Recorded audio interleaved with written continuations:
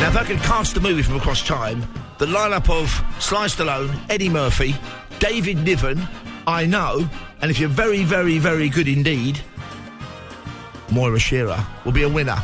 I can't cast that movie, but we've got all those big stars and more in our 6 between me and Van Con of film recommendations, all on Freeview for the weekend. As we welcome back Van the Man, who I got to see in the flesh this week. No, he wasn't appearing naked in a revival of Hair, but you've been to see the screening of Wicked. What did you make of Wicked, Van?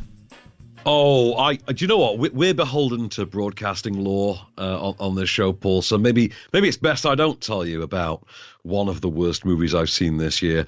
Not good. Ariana Grande cannot act. She can sing, she can dance, she can look very good in a schoolgirl outfit, but she cannot act. And in the interests of kind of abiding by the concerns of embargoes, on our one of our movie review slots yesterday, Amon Warman says it's one of the finest films you've seen of the year. Not the best, but it would make his top 10. It's a very good film indeed, he thought. I can't, I know. You pay your money, or you two don't pay your money, you get free screenings, but makes your choice. What I can't get my head around is, I've never seen the musical, but the Broadway musical, West End musical, that ran for about 2 hours with an interval. They're managing to squeeze 2 movies out of this story, aren't they? As far as I understand it, the 2-hour, 40-minute runtime of Wicked Part 1 is the exact 2 hour, 40 minutes. I think it's the exact same runtime as the entire stage show. Do you know what? As luck would have it, I can tell you that less than 24 hours after seeing the turgid mess that was Wicked, I then went and saw another musical that I'm not going to tell you too much about, except I will say it's out on Boxing Day. I asked someone's verdict on this as well, and it features a monkey as ex-member of Take That, doesn't it? Let me guess. Did he hate it? One of his best films of the year. I'm honestly shocked if he said that. He absolutely did. He absolutely did. He was invited by the embargo. It's at Boxing Day, as you're saying. But no, is that called? What's it called? Better Man. Better Man. So I'm looking forward to that. The Robbie Williams life story with Robbie Williams played by a CGI monkey. See the trailer. It seems to work. But let's go with your first recommendation. These are all on Freeview. It's Van Connor we're speaking to. Let's have your recommendation for today, for Friday.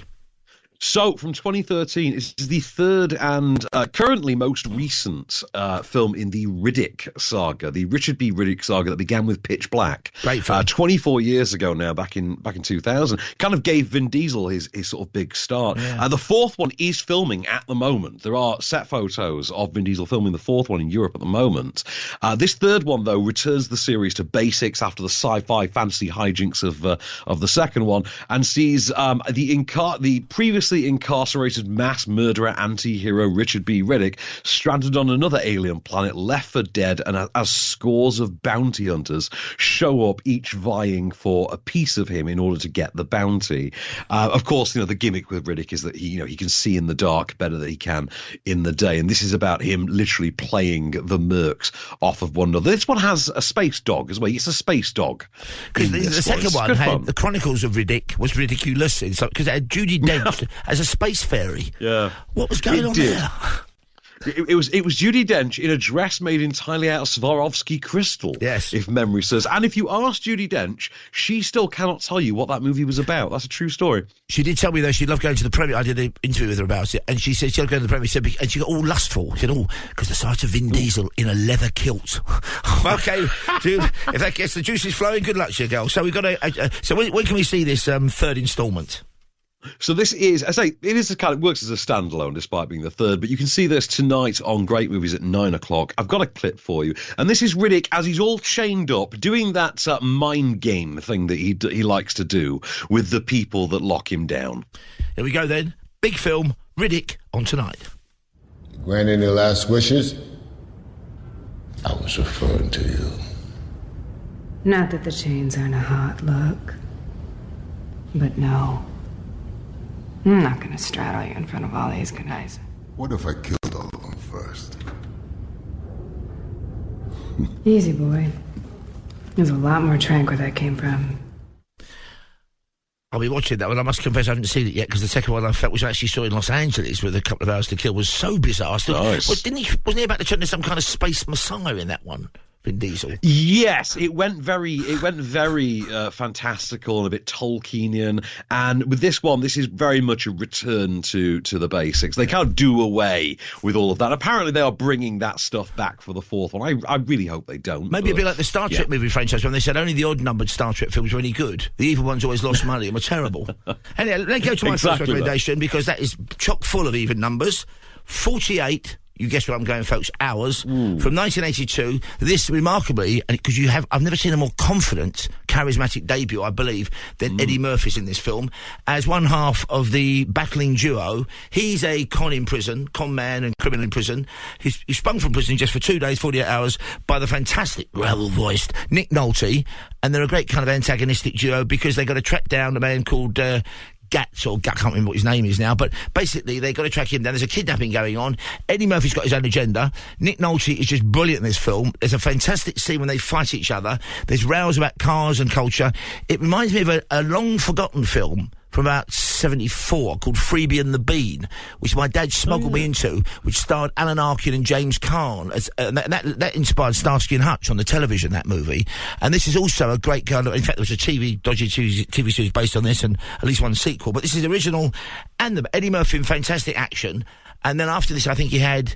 It's Beverly Hills Cop, and then Trading Places, I think. The only slightly iffy film he made of the first four was Best Defence with Dudley Moore, and even that's not bad. What a remarkable start to his career. We've spoken about this film so many times before, but this is still, I think, a banger, as you say, a banger, this film.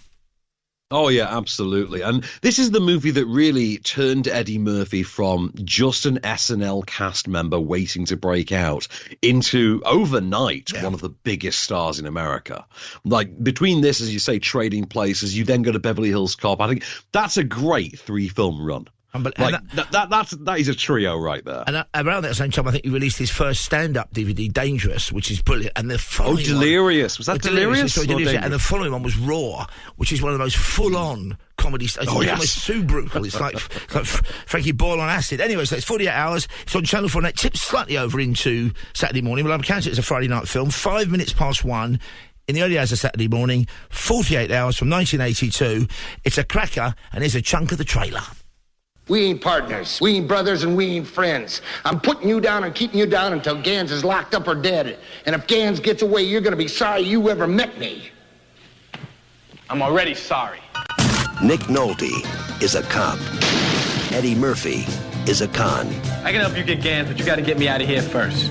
You're crazy. He pulls some strings. I see how you need me a little more than you thought, huh, Mr. K? He pulls some scams. So where do you want to do it, honey? Want to hop up on the counter? Nah, we can go in this room over here next to the bathroom. Right. I'm dead serious. Come on, we're on the move. Let's go. They've got two killers to track down. Toss me that piece, and he won't waste him.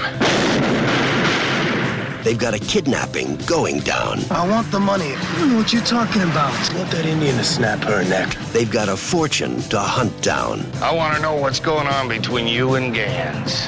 $500,000. And it's all coming down in 48 hours. Great film, directed by the wonderful Walter Hill when he was going through his absolute kind of peak performance time. So that's Wee Small Hours of tomorrow morning. It's a Friday night recommendation, 48 hours from 1982 on Channel 4. Where are you taking us next? You're taking us, in fact, to the Second World War and to heaven. Oh, indeed, yes, both very accurate. So, Powell and Pressburger Gem from 1946, starring David Niven and Kim Hunter. This is, I say, I got to see this when it got reissued on 4K, got remastered a couple of years ago now, during the pandemic.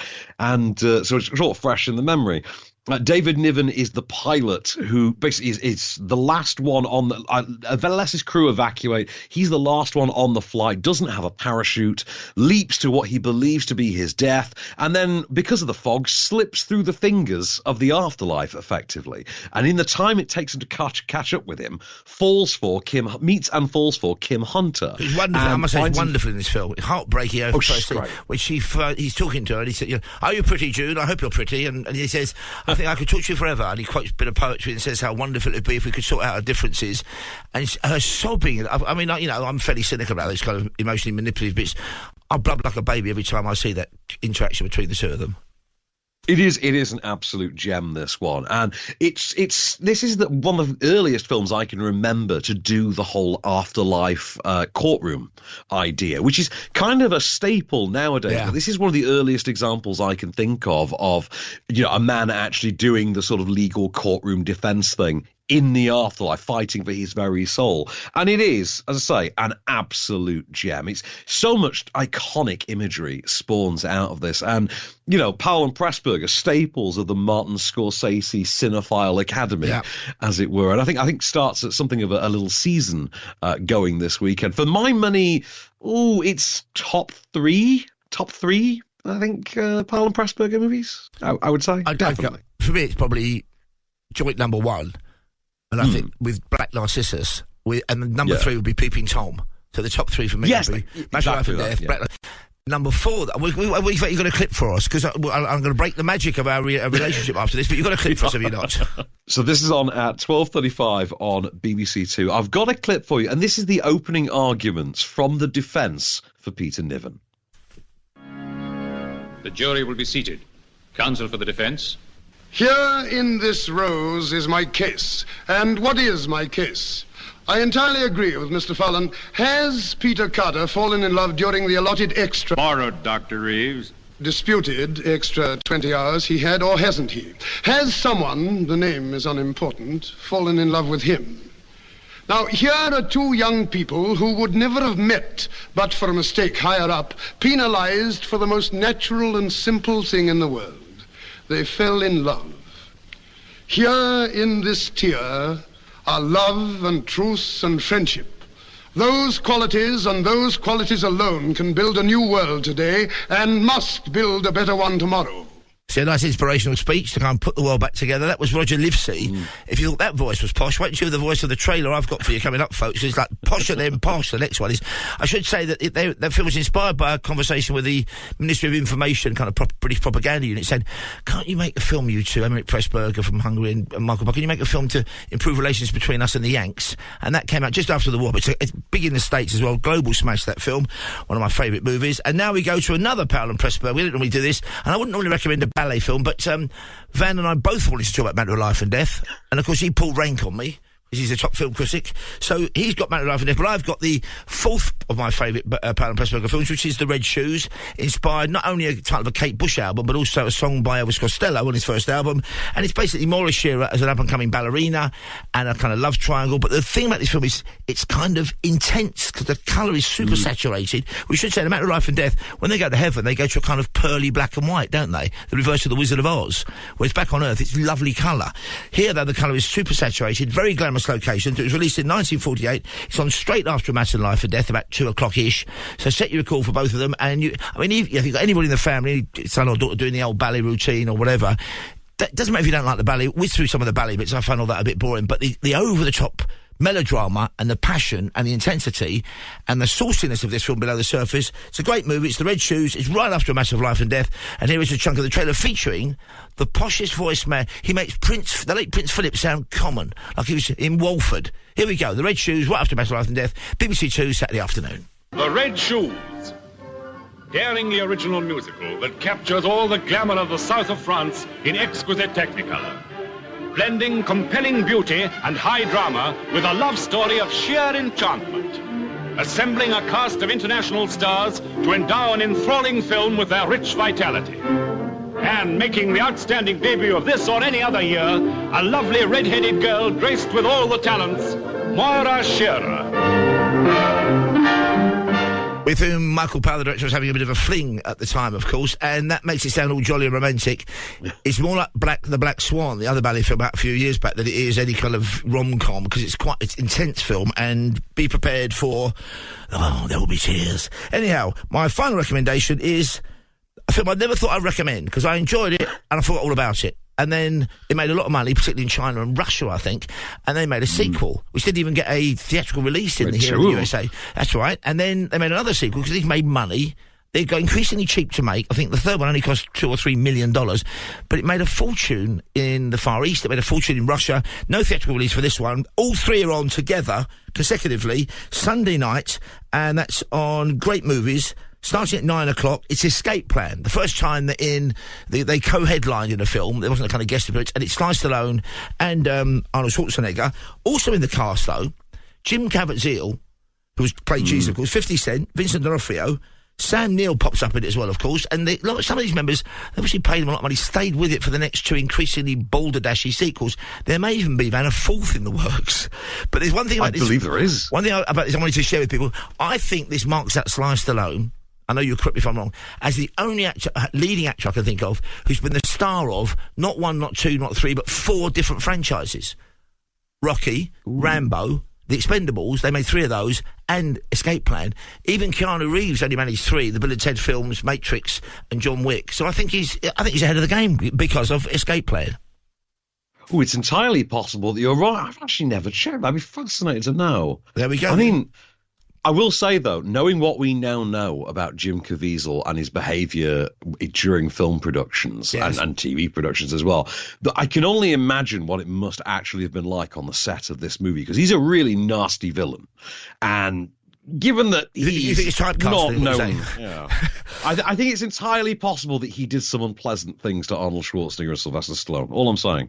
Well, certainly, the first one is a good film of its kind. Stallone plays an expert. I think he's a lawyer turned security prison expert, as if that would happen, who's hired by companies to be sent to prisons and to see if he can break out of them to test their security. Guess what? He's sent to a prison where Arnie's in there for legitimate reasons, and he's been fit up, he's been framed, and they want him there for life to shut him up about something. He's got to escape. It's Escape Plan. It's 9 o'clock on Great Movies Sunday night, followed by Escape Plan 2. And if you can bear it, Escape Plan 3's marginally better than 2, I think, but that's not saying much. But Escape Plan 1, well worth a watch. 9 o'clock Sunday night, my final pick of the week on Great Movies. We need you to test a top-secret, high-tech prison holding the world's worst criminals. When do we start? I'm Warden Hobbs. Hobbs. Where's Warden Marsh? There is no Warden Marsh. There's no way out. Go make some friends. You're gonna need them. Back away. Who were you before you came in here? I break out of prisons for a living. You don't look that smart. You don't either. The people who paid for you to be here want you here forever. Someone set me up. I'm gonna find out who, and I'm gonna find out why. I need a diversion. Your time is up! You tell whoever put me here, I'm gonna burn this place to the ground. Let's do it.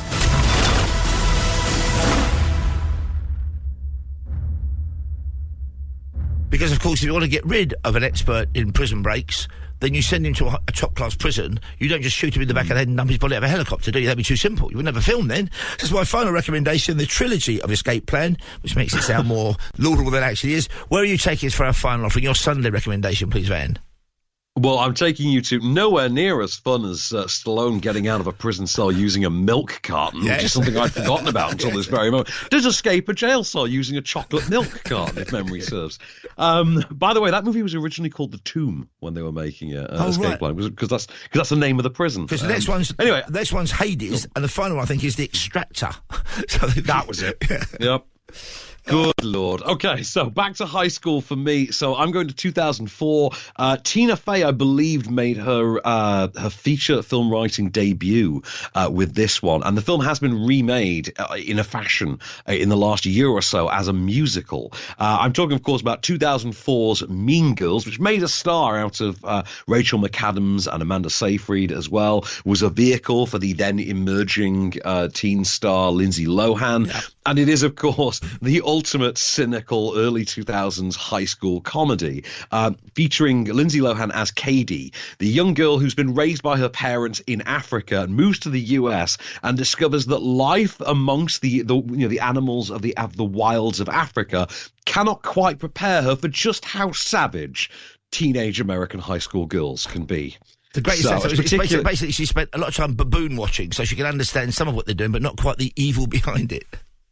Exactly that. We're saying it centres around the 3 mean girls of the title, who are known as the Plastics, who are played by Rachel McAdams, Amanda Seyfried, and Lacey Chabert. And the script on this thing is just one of the all-timers. Danny DeVito, I love your work, is one of my favourite lines in any movie ever, and one I use all the time. Also, you can't just ask people why they're white, is also a great line from this movie. And a page of the script that I genuinely have on the wall in my hallway. True. Wow. So I've got a clip for you. You see this 9 p.m. on Sunday night on Film 4. No, I'm not even kidding. That's page of that script is in a frame on the wall. So you can see this 9 o'clock on Sunday night on Film 4. I've got a clip for you. I believe this is the "you can't just ask people why they're white" scene. Because you can't. Here we go. Mean Girls, Sunday night from Van Connor. So you've actually never been to a real school before? Shut up. Shut up. I didn't say anything. Homeschooled. That's really interesting. Thanks. You're, like, really pretty. Thank you. So you agree? What? You think you're really pretty? Oh, I don't know. Oh, my God. I love your bracelet. Where did you get it? Oh, my mom made it for me. It's adorable. Oh, it's so fetch. What is fetch? Oh, it's like slang from England. So if you're from Africa, why are you white? Oh my God, Karen, you can't just ask people why they're white. It's great. In fact, we're speaking of our softer side this week. I've gone ballet and you've gone high school girls. So that's fine, isn't it? It's all part of the broad spectrum of cinema. Talking of the broad spectrum of cinema, is off screen your podcast dropping this morning? It is indeed. Adam Ball and I are back. Because, I didn't get to cover Gladiator 2 last week. So, it's out in the US this week opposite Wicked. So it's #Glicked, as they're calling it. So, which, believe me, is the only novel thing about Wicked. I'm not kidding. It's a dreadful, dreadful movie. I cannot stress this enough. It is truly he's saying terrible. this, even though, really, we're not meant to be reviewing it until next week. But even so, I can say as a counterbalance, if the film company's listening, and Mum Warman gave it a big thumbs up as an early. I think we can, if we call it the kind of preview review or something, we may get round it. Anyway, that was the great Van Connor. Make sure you listen to his podcast because he's full of facts, full of fun, and also very provocative, as you just heard. And he joins me each and every Friday on talkSPORT and Talk when we're live till 5 o'clock. For the moment, those are your recommendations. Get your popcorn in. That's a wrap.